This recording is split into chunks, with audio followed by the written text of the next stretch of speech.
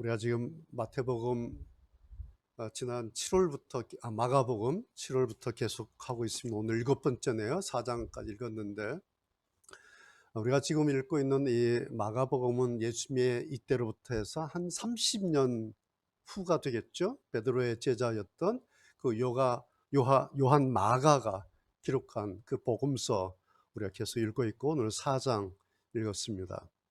읽어보면 매 주마다 매 시간마다 느껴지는 게 어떤 것입니까? 마치 그날 그 현장에서 마가가 예수님을 직접 이렇게 취재하고 있는 것처럼 예수님의 그날의 음성 톤이 어땠는지, 또 마치 심지어는 예수님의 그 숨소리까지 그대로 들리는 것처럼 마가 기자가 아주 생생하게 그렇게 기록하고 그렇게 오늘 우리에게 리포트하고 있다라는 그런 느낌을 지울 수가 없습니다. 그래서 2000년 지났죠. 그럼에도 불구하고 지금 우리가 2000년 전에 그 현장을 실시간으로 이렇게 지켜보고 있는 것처럼 생생한 그런 현장감을 느끼면서 오늘 이 마가복음을 읽게 됩니다. 저는 이런 것을 느낄 때마다 뭐 성경 읽기의 묘미가 이런 것이 아닌가. 2000년 전에 기록을 마치 지금의 라이브로 보는 것처럼 그렇게 느낄 수 있는 이것이 성경 읽기의 묘미이기도 하고 성경이 가지고 있는 엄청난 매력이기도 하다. 그런 생각을 늘 하게 됩니다. 오늘 우리가 읽는 이 본문 여러분 잘 아시는 것처럼 씨 뿌리는 비유죠. 아마 예수님께서 하나님 나라에 대한 말씀을 비유로 많이 말씀하셨는데 그 가운데 가장 많이 알려진 아주 많이 들은 그런 말씀이죠. 씨 뿌리는 비유. 예. 뭐 씨앗이라고 하는 씨라고 하는 것은 예수님 말씀이죠. 하나님 말씀 그리고 천국 말씀이죠.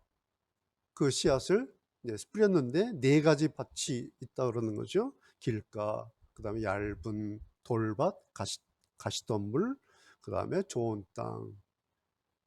그래서 뭐 오늘 본문에 설명이 좀 돼 있죠. 길가는 뿌렸는데 뭐 새들이 다 먹는다는 거죠. 그래서 말씀을 들었는데 사탄이 그냥 다 뺏어간다. 그것이 마치 길가에 떨어진 씨앗과 같은 거다. 두 번째는 얇은 돌밭인데 뭐 뿌리를 내리지 못하는 거죠. 그래서 환란이 오고 핍박이 오면 금방 다 넘어지고 말씀 다 잃어버리고 그런 밭이 얇은 돌밭이다라고 이제 예수께서 비유를 하신 거죠. 세 번째는 이제 가시떨기죠. 가시가 자라서 햇빛을 받지 못하니까 이제 열매를 맺지 못한다. 즉 염려 때문에 혹은 욕심 때문에 열매를 맺지 못하는 그런 경우를 또 비유로 가시떨기로 예수님께서 말씀을 하신 거죠.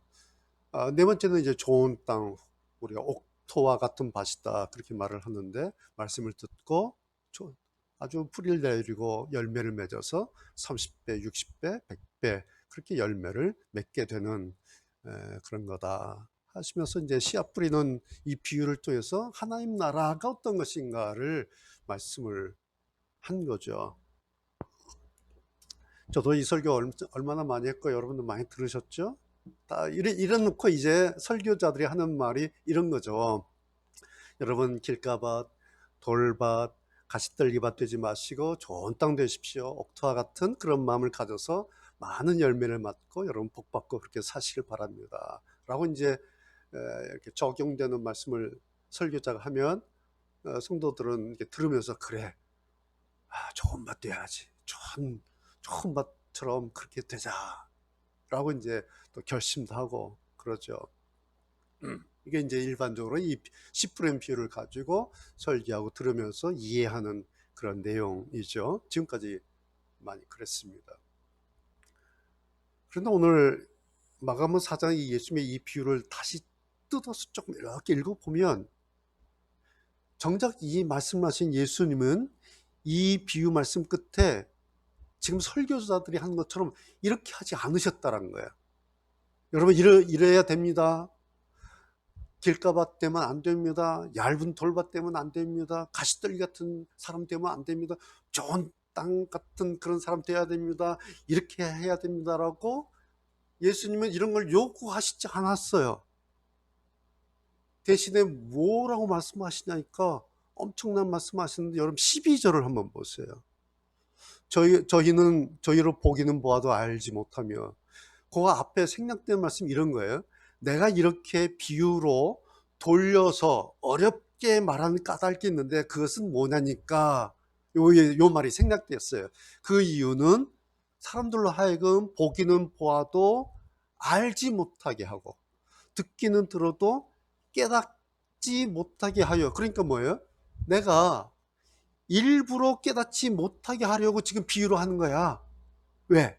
그 다음 죄의 사함 깨닫지 못해서 죄의 사함을 얻지 못하게 하려 함이니라. 뭐예요? 이 비유 말씀을 내가 했는데 들어도 뭔 말인지 몰라. 들어 알아도 아니 봐도 알지도 못해요. 깨닫지도 못해.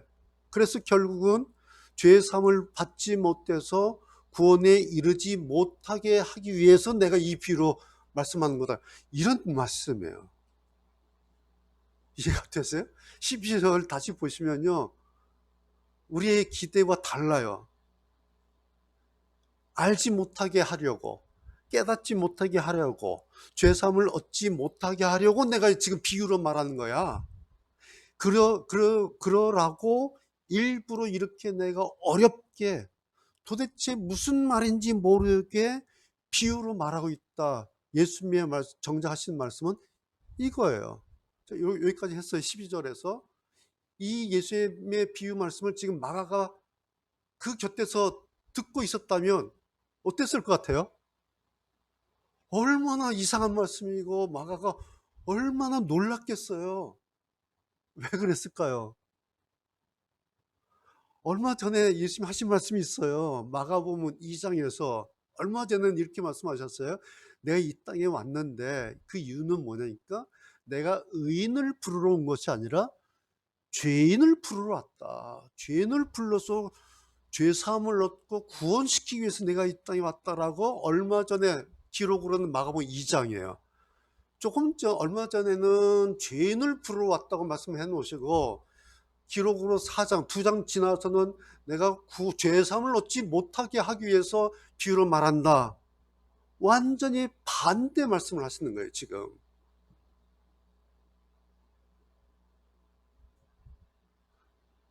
지금도 그렇다고 생각해요. 지금도요.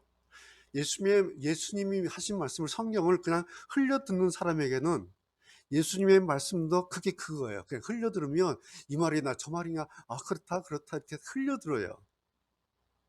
그런데요, 우리가 지금 계속해서 마가를 보고 있어요. 그리고 제가 마가를 저자로 말하지 않고 기자라고 말하고 있어요.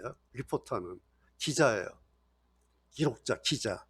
네, 여러분, 이 마가 기자는 정말 특출난 사람이에요. 어떤 점에서?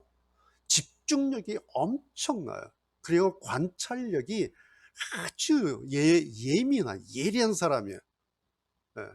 그리고 그것을 자기가 집중해서 관찰한 그 사건 현장을 문장으로 이렇게 옮기잖아요. 그것을 이제 리포트 하는 거예요. 그런데 얼마나 논리적으로 하는지, 그리고 기승전결이 아주 분명해요. 그래서 마가는 정말 기자다 싶어요. 예.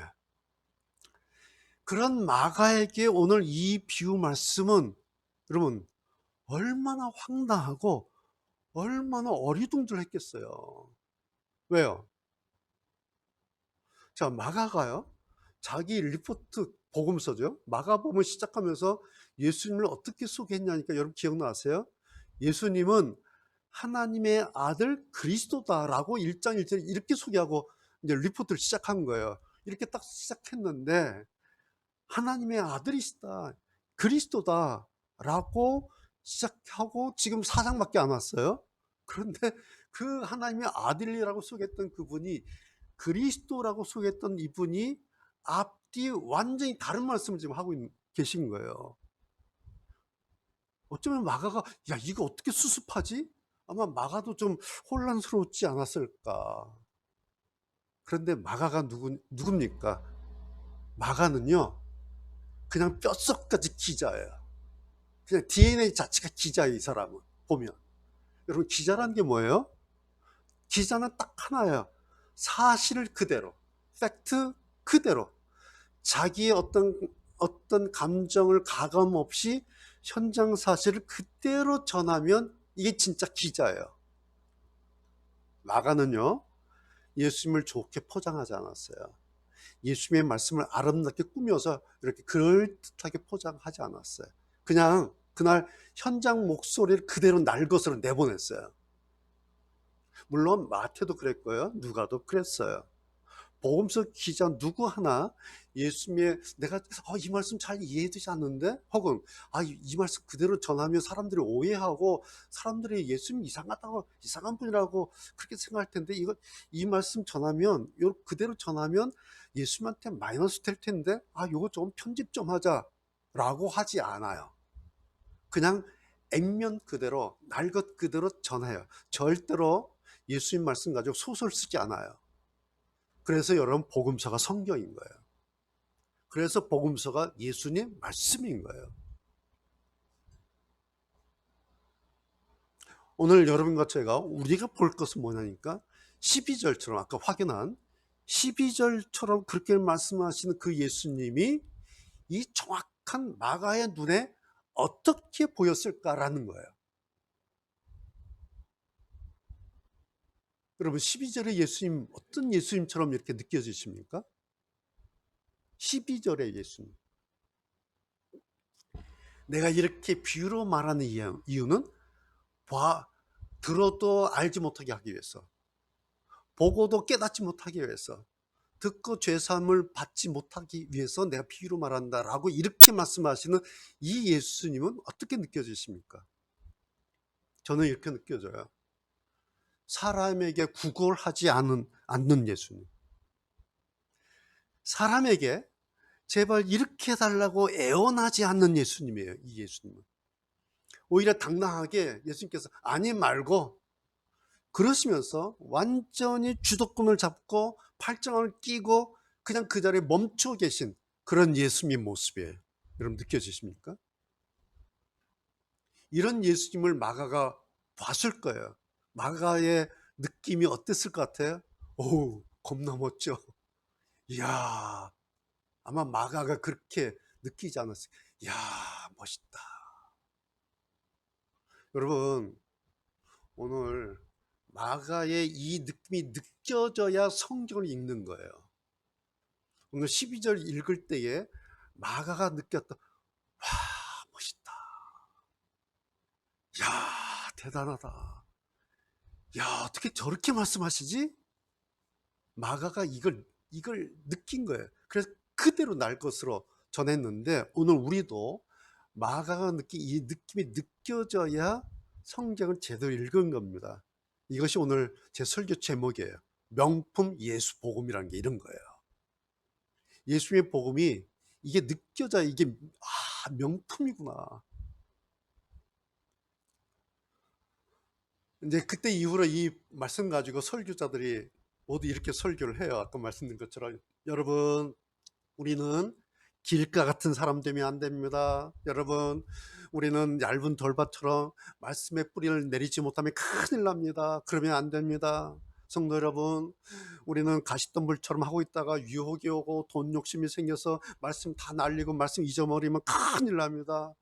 여러분, 우리는 좋은 땅처럼 여러분 마음같이 그래야 결실도 하고 그래야 복도 받는 겁니다. 그런데 마지막 요 말 해요. 이제 조금 성경을 정확하게 분석하고 읽은 설교자는 마지막 요 얘기를 합니다.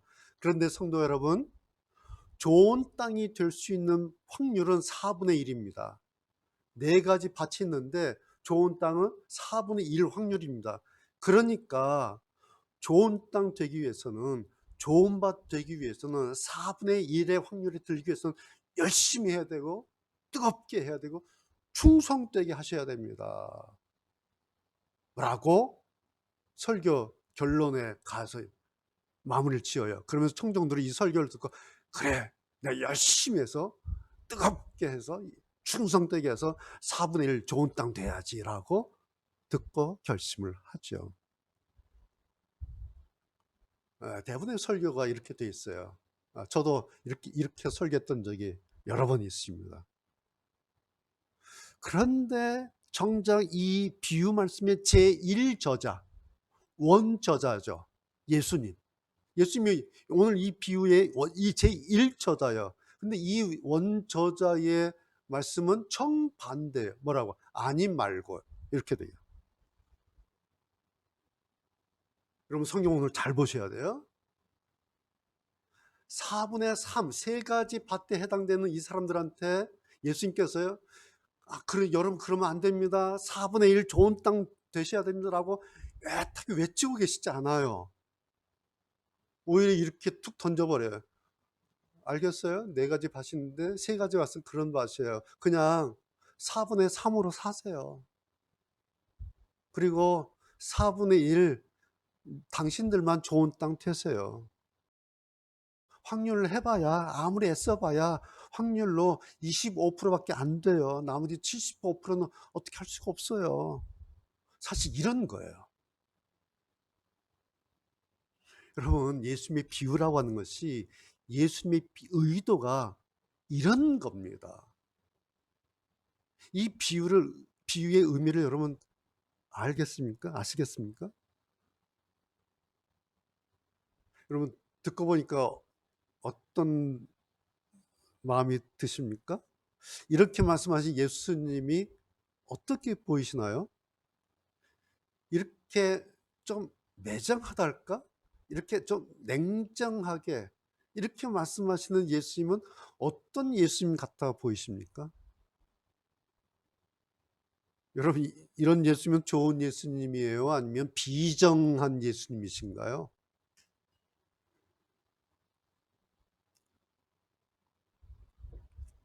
오늘 이 말씀을 제가 이렇게 해석하고 말씀 그대로 전해드리는데, 이 말씀 들으면 여러분 기분이 좋아요? 아니면 기분이 나쁩니까? 이 말씀 들으면서 맞아 라고 동의가 되십니까? 아니면 도대체 이게 말이나 되냐? 도대체 이게 구원을 하시겠다는 예수님 말씀 맞냐? 어떤 사람은 제가 이렇게 설명하고 이렇게 전하면 좀 약이 오를지도 몰라요.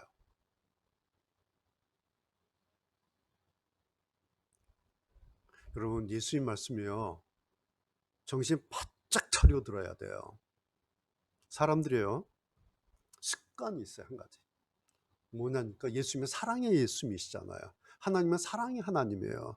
그래서 예수님이 사랑의 예수님이라고요, 설교를 듣는데 예수님 말씀 나오잖아요. 성경 읽잖아요. 그럼 넋놓고 읽어요. 넋놓고 아무 생각 없이 그냥 습관적으로 들어요. 그런데 성경이요, 한쪽은 사랑이에요. 그런데 또 한쪽은 폭탄이에요. 성경은 사랑과 폭탄이 같이 있어요. 그래서 이런 성경 좋아요, 싫어요? 더 좋은 거예요, 이게. 성경이에요, 여러분. 사랑도 있고 폭탄도 있어서 더 좋은 겁니다. 무슨 뜻인지 아세요? 성경, 오늘 이 예수님 복음, 우습게 보지 말라, 이런 뜻이에요. 성경이 사랑도 있고 폭탄이 있다고 하는 것은 성경 우습게 여기지 마라, 성경 대충 듣지 마라, 그런 뜻입니다. 제가 오늘 이 비유 말씀을 설교 제목을 명품 예수복음이라고 제목을 지은 그 이유가 뭐 같습니까? 예수님 복음이 명품은 명품인데, 명품이라고 그거 그냥 단지 자랑하시오, 그런 뜻이 아니에요. 잘못하면요, 우리 현대판 바리새인이 될 수가 있어요.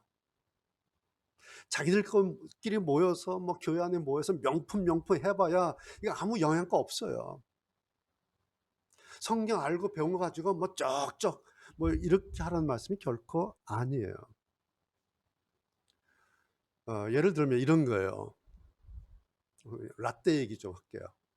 예전에 한 5, 60년 전에 다들 없이 살았을 때요, 제가 어렸을 때 집집마다 가방이라고 하는 게 변변치 뭐 없어요. 그래서 학교 도시락, 우리 어렸을 때 학교 도시락 싸갔는데, 양은 도시락을 아버지 손수건에 이제 싸가잖아요. 혹은 손수건 없으면 이렇게 보자기 작은 가지고 양은 도시락 묶어가지고 싸서 가요.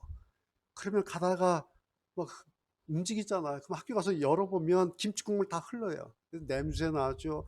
책에 막 이렇게 누렇게 묻죠. 공책에 김치고 흐르고 막 그래요. 우리 50년, 60년 전 정말 흘러간 라떼 이야기예요. 지금은 여러분 가방이 얼마나 좋아요. 얼마나 고급스러운 것들이 많습니까? 예? 도시락 가방 굳이 뭐 명품까지는 아니어도 세월 한 50년, 60년 지나니까 여러분 얼마나 좋아졌습니까? 얼마나 많이 달라졌어요. 그렇죠? 50년 정도 지나니까 도시락 가방 싸는 게 달라지는 거예요. 세월 가면 달라지는 거다라는 말씀이에요. 신앙도 그런 거다라는 말씀이에요. 지난번에도 한번 말씀드렸는데요. 한국교회가 이제 140년이에요. 세월이 140년. 5, 60년 전에 제가 중학교 때 청소년 시절에 그때 한국교회는 어땠냐니까 새마을운동 같았어요. 막 눈만 뜨면 잘 살아 보세 막 마이크로 막 스피커로 나왔어요. 죽자 살자 막 잘 살아보자고 했던 거 50년 전에 60년 전 그런 시절이 있었어요. 교회도 똑같이 그런 마음으로 예수를 믿었어요. 잘 살아보자고. 그렇게 믿고 그렇게 해서 성장해서 오늘 여기까지 온 것이 우리 한국 교회입니다. 그러면서 이제 세월도 이만큼 흘렀고요. 그런 사이에 시대도 이렇게 달라졌습니다. 그래서 이제는 예수 믿는 폼이 예전과는 좀 달라져야 돼요. 예수 신앙의 그 질이 예전과는 좀 달라져야 한다는 말씀이에요. 그래야 신앙의 멋이라고 하는 것이 나는 거다.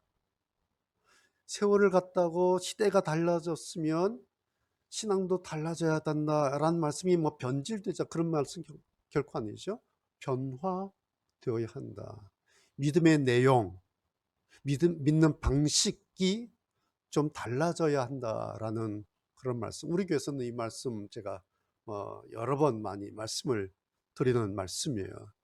그냥 제가 관념적으로 혹은 언어적으로 말씀드리지 않고 우리는 구조적으로 많이 이렇게 바꿔 왔죠. 왜냐니까 이제 예수 믿는 시대가 달라진 거예요. 세월이 달라진 거예요. 그러니까 우리의 그런 신앙하는 방식이 달라져야 된다. 그런 말씀을 우리 교회는 했어요. 거의 이제 20년째 이렇게 왔는데 어느 유명한 목사님이 은퇴하셨어요. 그리고 나서 이제 여의저의 다니시면서 설교를 하시는데 우연히 제가 유튜브를 통해서 그 목사님 설교를 듣게 됐는데 이런 말씀을 하시는 거예요. 여러분, 주중에 주일 말고 주중에 교회에 자주 나오고 주중에 교회에 여러 번 나오는 성도가 신앙이 좋은 게 아닙니다. 뭐 이런 요지의 말씀을 하시는 거예요. 교회 많이 여러 번 주중에 나온다고 해서 그 사람이 좋은 신앙인이 아니다. 이런 말씀을 하시는 거예요. 그러니까 이게 어떤 교회에서 하는 게 아니라 유튜브니까 다 듣는 거예요, 지금. 들을 수 있는 사람은. 저는 그 말씀을 들으면서 아니 이런 말씀을 현직에 계실 때는 왜 말씀 안 하시다가 목회 다 끝내고 은퇴하시고 나서 이런 말씀 하시는가? 왜요? 교회 구조는 그대로예요. 그 목사님 은퇴하시고 나셨는데 그 교회 구조는 그대로예요. 근데 당신은 은퇴하고 나서 보시면서 주중에 교회 여러 번 나온다고 자주 나온다고 그 사람 신앙이 좋은 게 아닙니다. 이런 말씀을 하시는 거예요. 왜 그런 것이 목회 다 끝나고 은퇴하신 다음에야 생각나느냐. 너무 좀 그런 마음이 들었습니다. 제가 다른 말씀 드리려고 한 게 아니라요. 이제 목회자들이 느끼는 게 있어요. 이제 보고 있는 게 있어요, 지금. 이제는 내 신앙이 어떤 건지를 생각하고 그러면서 신앙해야 할 시대가 됐다고 하는 것을 이제 여기저기서 이제 목회자들이 말씀하기 시작했어요. 그전에는 잘 살아보세요였어요. 우리 교회 막 하다가 이제 그 얘기가 점점 없어지고 있어요. 그러면서 내 신앙이 어떤 신앙인가? 오늘 제가 명품 예수복음이라는 제목을 가지고 말씀드리는데, 내가 가진 이 예수복음이 명품이라면 그 다음에 따르는 게 있어요. 뭘까요? 그러죠. 오늘 우리가 마감을 읽었고 내가 성경 가지고 있어요. 예수님 말씀 정말 명품이야. 너무 멋있어. 사람들한테 구걸하지 않고, 사람들한테 아부하지 않고, 아님 말고라고 탁 던져버리시는, 야, 너무 너무 멋있어 라고, 내가 가지고 있는 이 복음이 명품이라면 그 다음 내 신앙도 좀 값이 나가야 하지 않겠냐라는 거예요. 내 신앙의 값이 조금 비싸져야 한다라는 거예요. 남들 볼 때, 이야, 예수 믿는 건 멋있는 거구나. 야, 예수 믿는 사람 좀 괜찮네? 여러분, 이 정도만 해도 돼요. 물론, 우리가 남한테 보여주기 위해서 신앙하자는 그런 말씀 결코 아니에요. 내가 나를 봐도, 야, 전에보다 지금 내가 좀 괜찮아졌네? 좀 나아지려고 애쓰네. 이 정도만 해도 자기 신앙 체크하는 겁니다. 저도 오늘 말씀처럼 저도 좀 잘해서 30배, 60배, 100배, 100배까지 안 가더라도 한 3배, 4배만 해도 참 좋겠다. 그런 마음이 늘 있어요. 그렇죠? 예. 30배, 60배, 100배, 거기까지 안 가도 한 3배만 좋아져, 2배만 좋아져도 조금이라도 더 좋아지면 좋겠다. 그런 마음 아마 여러분도 갖고 계시죠. 오늘 그 방법이 딱 하나네요. 보니까 20절 말씀을 듣고 받아. 오늘 20절. 근데 여기에 듣고 두 가지가 있어요. 말씀을 듣고 받아 이렇게 돼 있어요. 오늘 우리 한국교회는 듣고는 제가 늘 말씀드린 것처럼 이미 차고 넘치죠. 들을 만큼 들었어요. 전할 만큼 이제 전했어요. 우리 시대가 정보가 넘쳐나는 시대죠. 마찬가지로 교회도 이제 말씀이 넘쳐나는 시대입니다. 심지어는 너무 많이 들어서 탈이에요. 너무 많이 먹어서 탈이 날 정도예요. 그래서 이제 말씀 다이어트 합시다 이런 말이 나올 정도예요. 말씀을 이제 다이어트 할 정도로 너무 그냥 많이 먹었어요. 성경 공부를 너무 많이 했어요. 그러니까 이게 탈이에요. 이제 듣는 시대는 끝났다 제가 말씀드리죠. 남은 것도 하나예요. 받아. 여러분, 듣는 것과 받는 것은 달라요.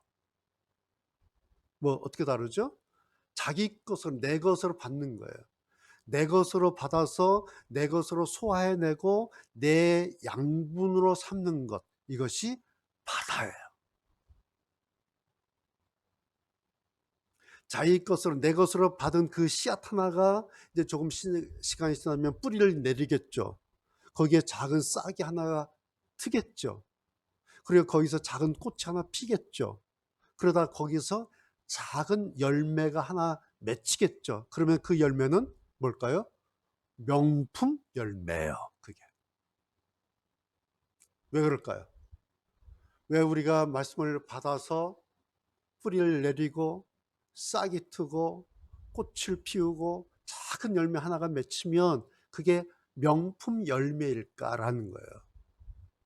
그 이유가 뭘까요?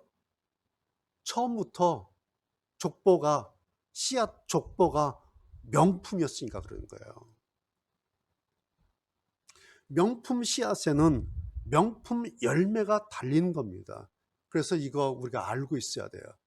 이거 기대하고 있어야 돼요. 그리고 이것을 한번 기다려 봐야 돼요.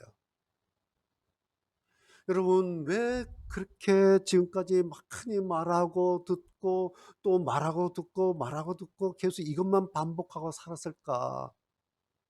둘 다 말하는 사람이나 듣는 사람이나 둘 다 몰라서 그래요.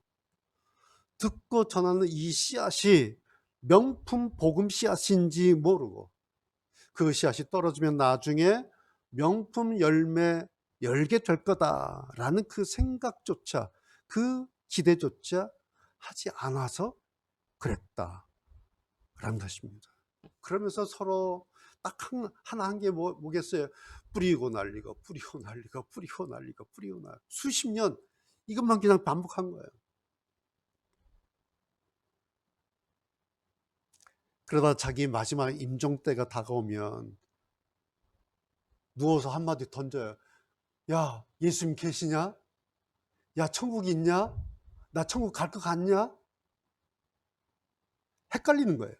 임종의 자리에서. 왜? 50년, 60년 예수 믿었는데, 교회 다녔는데, 설교 들었는데, 뿌리고 날리고, 뿌리고 날리고, 뿌리고 날리고, 뿌리고 날리고. 도대체 뭘 뿌렸는지, 무슨 열매인지, 명품 씨앗인지, 명품 열매인지 이 구분이 없었다라는 거예요.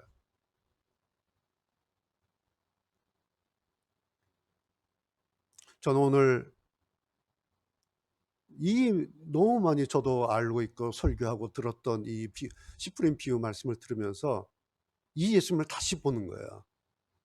예수님, 야, 이렇게 말씀하신 예수님 내가 현장에서 옆에서 봤다면, 야, 기가 막혔겠다 싶어요. 왜? 제발 내 말 좀 들어주세요. 내 말 사실이에요. 믿어주세요라고 사람이 구걸하지 않잖아요. 이런 예수님이 얼마나 멋있을까. 반대로 또 여러분 내 말 듣지 않으면 큰일 납니다. 뭐 협박하지 않아요. 이런 예수님 얼마나 젠틀하신가. 그리고 이렇게 비유를 툭 또 다 말씀하셨어요. 4분의 3은 이런 거고 4분의 1은 이런 겁니다.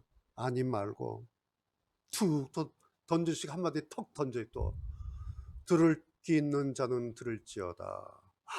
이 예수님 얼마나 늠름하고 얼마나 멋지신가, 얼마나 쿨한가. 저는 비굴하지 않은 이런 예수님 복음이 너무 좋아요. 자존감이 높아진다니까요. 예수님 이런 복음 읽으면요, 제 자존감이 올라가요. 사람들한테 막 굽신거리지 않는 이런 예수님 복음 너무 좋아요, 저는. 사람 눈치 보지 않고 당당하게 하신 말씀 딱 하고 그냥 돌아서 버리는 이런 예수님의 뒷모습, 멋져 보여요, 저는. 예수님의 이런 뒤태가 얼마나 멋진가 몰라요. 여러분, 이런 게 진짜 멋 아닌가요? 네? 오늘 너무 더워서 정말 무슨 생각하기도 힘든데, 이럴 때 오늘 이 말씀, 그래, 내가 이런 예수님 복음 하나 가져오겠지. 그래, 지금까지 내가 들었던 말씀이 이런 명품이었구나. 멋있는 복음이었구나. 내 예수님이 이렇게 멋진 분이었구나. 이런 생각 여러분 이 더위에 한번 이렇게 하시면서 잠시 더위라도 이렇게 식혔으면 좋겠다. 그런 마음이 듭니다. 여러분, 신앙 뭐 다른 거 아니에요. 이런 거 하나라도 분명하게 가지고 있으면요, 그 다음이 있는 거예요. 명품 없어도, 그래, 그렇지. 명품 뭐라고 하는 그거 나한테 없어도 나는 이런 명품 예수 복음이 있다. 나한테 이런 명품 씨앗이 떨어졌구나. 그러면 언젠가 명품 열매 나에게서 맺히겠구나. 그게 뭘까? 나에게서 맺히게 될 명품 열매 색깔은 뭐고 어떤 모습이고 향기는 어떤 것이고 뭘까? 소박한 마음인가요? 소박한 내용인가요? 저는 성경이 이렇게 소박한 게 좋아요. 아무쪼록 소박하게 보이는 이 마음 하나로 이 올여름 마지막까지 여러분, 우리 성도 여러분 잘 이겨내시고 잘 버티시고 잊지 않았으면 좋겠습니다. 하나님 말씀, 예수님 말씀, 멋지구나. 참 좋은 거구나. 명품이구나. 그래, 나 다른 명품 없어도 이 명품 내 안에 있구나. 감사하다. 이 마음으로 여러분 올여름 잘 이겨내시면 좋겠습니다. 기도하시겠습니다.